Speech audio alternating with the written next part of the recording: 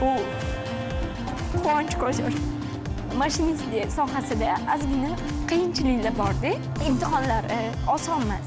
Bilimi bo'lsagina imtihonlardan o'tadi. Kimdir akasi, kimdir ukasi, unaqa narsa yo'q. Hamma ishonmagan paytda mani kichkina 5 yasharli farzandim Xadija Bonu, oyijon siz bo'lasiz. Hech kim meni qilmagan paytda qizim ishonch bildirib, meni bo'lishimga ham sababchi bo'ldi. Metro va poyezd hayotimni bir bo'lagiga allaqachon aylanib bo'lgan. U bilan yashayman.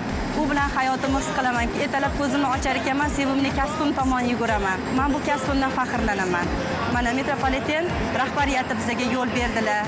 O'sha kasbni egallashimizga, tanlovlarda ishtirok etib, shunchalik bilim olishimizga yo'l berdilar. Bunga katta minnatdorchilik bildiraman.